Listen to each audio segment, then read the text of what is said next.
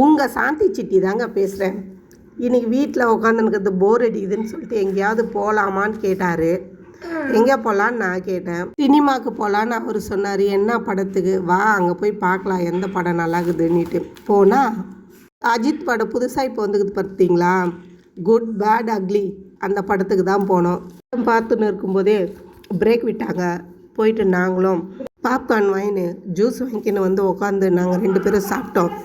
ஆனால் எங்கள் பசங்களை நாங்கள் வீட்டிலேயே விட்டு போயிட்டோம். அவங்களுக்கு தெரியாமல் நாங்களும் போய் படம் பார்த்துட்டு வந்துட்டோம். சினிமாவுக்கு போகும்போதே சொன்னார் 2 பேரும் யாரும் பசங்கிட்ட சொல்ல வேணான்னுட்டு.